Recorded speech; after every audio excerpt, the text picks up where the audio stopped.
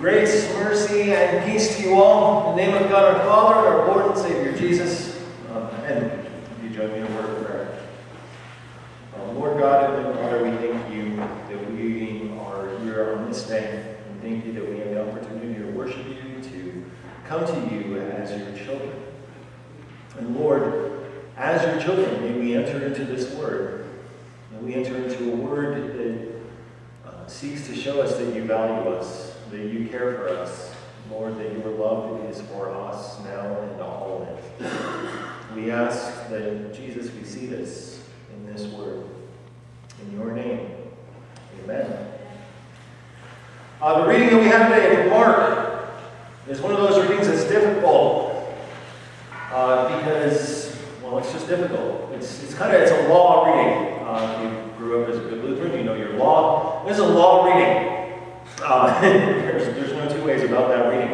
This is law. Jesus is saying, here's the way it is. Cause one of these little ones of mine to stumble, you're in trouble. Right? That's boom, right there. This reading actually, the whole part of this, Jesus speaking, starts with what we had last week, where Jesus had gathered his disciples around him, and then he has a child. And this child is there with him, and the child is kind of the object lesson, right? So this child is kind of sitting there in their midst. He welcomes this child to him, and then he begins speaking with his disciples. We read Psalm 42 last week, and we had that there was this question in Psalm 42 that I think is going to be important for today. It was this question as the psalmist was in exile, and people were saying to him, "Where is your God?" Right? So here's Jesus. He's with his disciples. He's got this child sitting with him. There's this other kind of background question: where is God? What is God doing when things go horribly, terribly stupid and wrong? What's God up to when people are facing pain and persecution and suffering and death? What is God up to when people are experiencing this whole way of the world in which the world seeks to cause harm and damage to you? What are you doing? What are you going to do, disciples?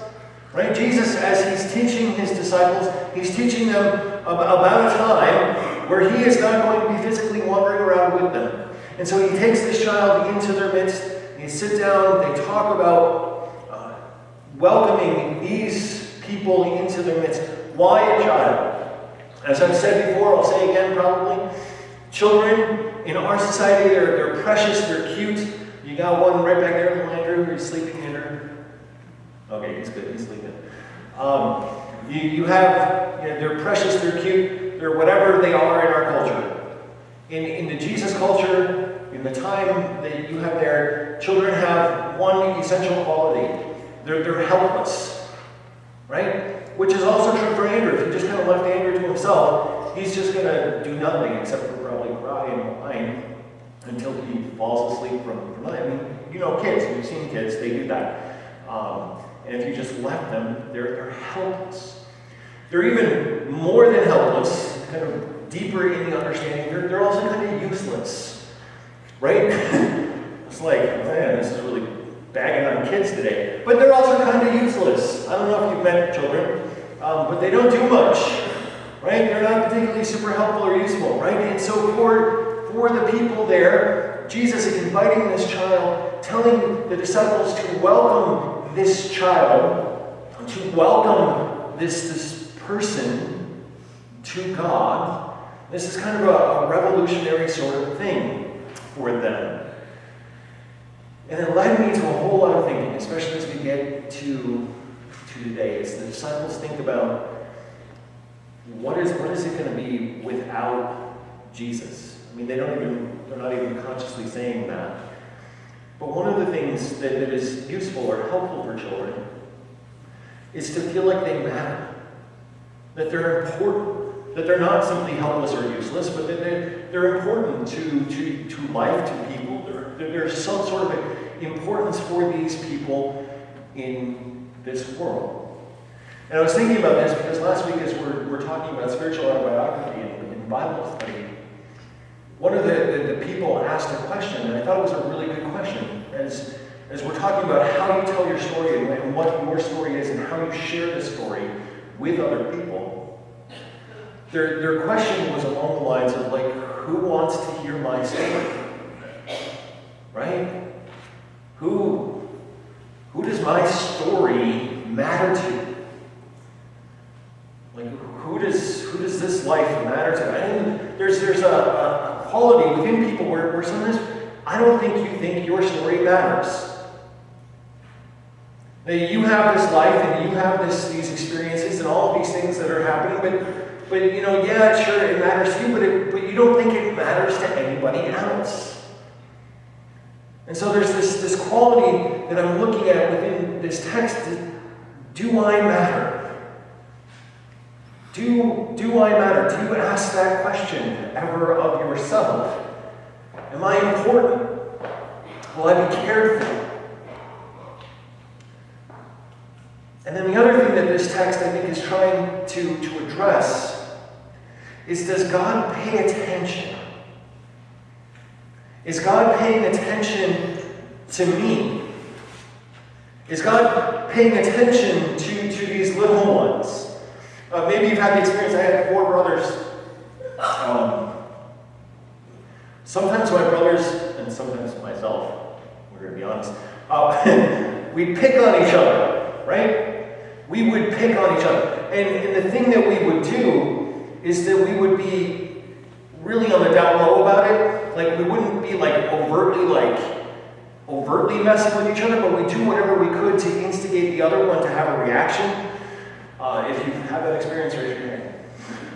Right? So you just you do whatever you could do in order to get that person to get mad, then your parents would come and intervene.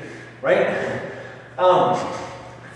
It's sometimes when you're that kid who got mad at your brother doing whatever the thing that your brother was doing, you're like, well, where were you when they were doing that? When they're like whispering whatever your pet terrible name was, wherever they're just messing. Where were you, parents, when they were doing this? Do you pay attention? This is the stuff that matters to God. And this is what he's actually trying to answer today. Do I matter? And do I pay attention? Do you matter? And does God pay attention? I believe he does. I believe this is what Jesus is trying to say.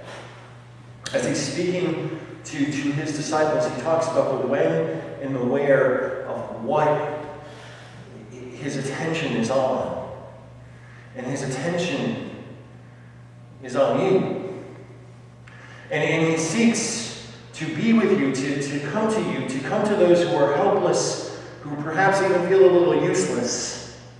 And he seeks to come to you in mercy. And so the first part of our reading for today is about this cup of water. Right?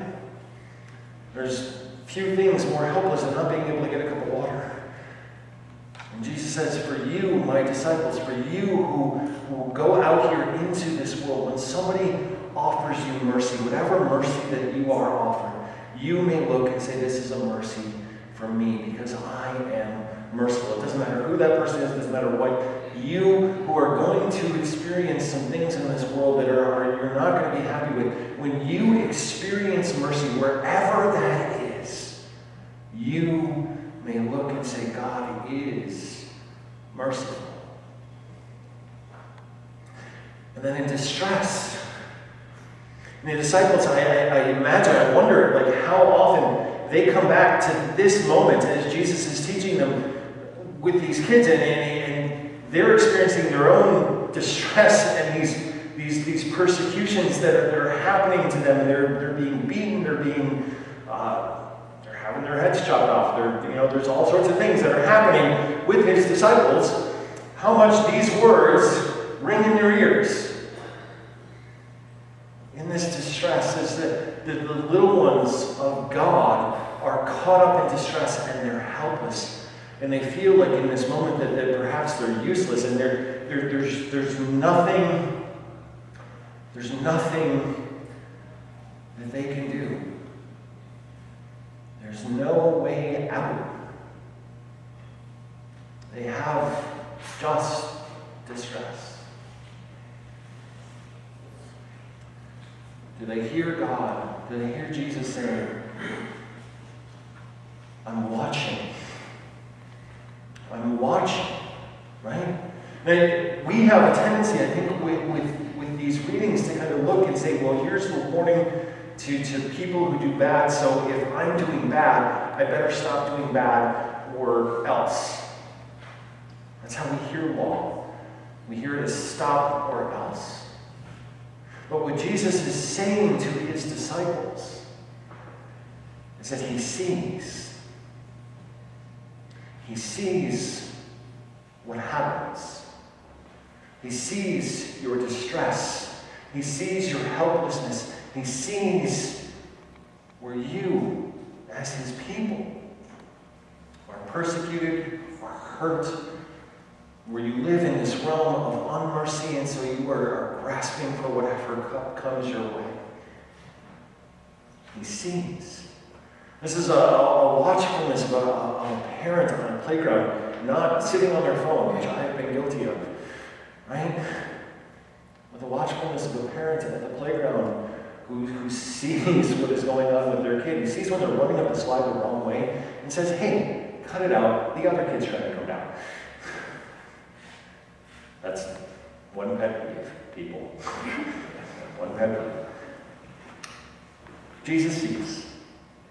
And this word is profoundly difficult because it is a warning against us. There's this warning that happens for us because, yes, absolutely, there may be things that you absolutely positively need to stop. And as you read this and you look at your own life and you think of the ways in which you seek to use your freedom for yourself, there's absolutely, there can be a message right there in this word for you, and that stopping is right and correct. It's difficult because we don't want to stop. We want our freedom. We want to do whatever we want to do. But Jesus is saying in this word, most significantly, that he wants you. Jesus wants you.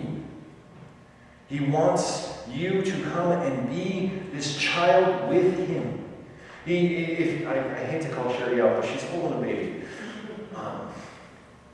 And that's the image. Just turn and look at her. She's right there, right in the corner. Yeah, because she's going to hate me now. That's fine. She's holding a child. That's the image he wants you to seize upon, to hold upon, to remember that this is what he wants, what he desires, what he cares for. He wants you to know that you are held. Right? And that the disciples, as they think on this, and they think on their persecution, they think on all of the things, that this is what God is doing. He sees. He will deal in mercy. He will hold. He will care. He will. And in a world that seems incredibly and fundamentally unjust, more often than anything else, your God will care for these little ones. And these little ones are you. In the name of Jesus, amen. Lord, we thank you. We thank you for you. We thank you for the opportunity, Lord, to simply be held and to be cared for, and to be reminded that we are your little ones. And Lord, as we do so, we go out into the world, may we look for places of mercy. May we look for brothers and sisters to be merciful. May we look for wherever your mercy is out here in this world. And may we remember that it all comes as a gift from you. That in whatever distress we may face, you see. Be with us, Lord. And as we live, we would live held, cared for, loved by you. In your name, Jesus.